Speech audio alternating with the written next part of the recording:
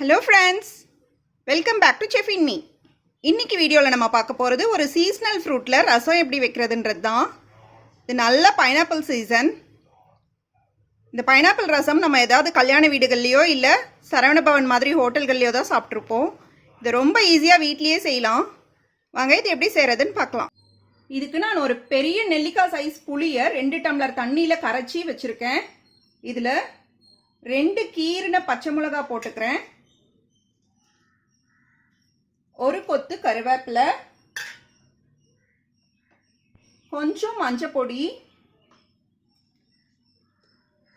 ஒரு 1/4 ஸ்பூன் அளவுக்கு பெருங்காயத்தூள், ஒரு 2 தக்காளியை இந்த மாதிரி நல்லா மிக்சியில் அடிச்சு வச்சிருக்கேன். இதையும் சேர்த்துக்கிறேன். இது ஒரு 5 நிமிஷம் நல்லா கொதிக்கட்டும். இப்போ இது நல்லா கொதிக்க ஆரம்பிக்குது. இதுல நாம ஒரு 2 பெரிய ஸ்லைஸ் பைனாப்பிளை பியூரே பண்ணி வச்சிருக்கேன். அதை சேர்த்துக்கிறேன்.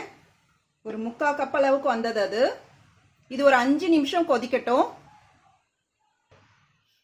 இதுல தேவையான அளவு உப்பு சேர்த்துக்கலாம். இப்போ இது 5 நிமிஷம் ஆகிருச்சு. நான் இதுல பருப்பு தண்ணி 1 கப் சேர்த்துக்கிறேன். இதுல பருப்பு சேர்க்க கூடாது, பருப்பு தண்ணியா தான் சேர்க்கணும். கூட ஒரு டீஸ்பூன் அளவுக்கு ரசப்பொடி சேர்த்துக்கிறேன். இந்த ரசப்பொடி நம்ம சேனல்ல ஏற்கனவே வீடியோ அப்லோட் பண்ணியிருக்கோம். கண்டிப்பா அதையும் பாருங்க ஃப்ரெண்ட்ஸ். இது ரொம்ப கொதிக்க கூடாது, ஒரு 2 நிமிஷம் மட்டும் போதும். இப்போ நான் இதுல ஒரு கொத்தமல்லி தழை ஆட் பண்ணியிருக்கேன். கூட 1 டேபிள் ஸ்பூன் அளவுக்கு பைனாப்பிள பீசஸா நறுக்கி வச்சிருக்கேன். இந்த மாதிரி குட்டி குட்டியா அதையும் ஆட் பண்ணிக்கலாம். இப்போ 1 ஸ்பூன் நெய்ல கடுகு தாளிச்சிருக்கேன். அதையும் இதுல சேர்த்துக்கிறேன்.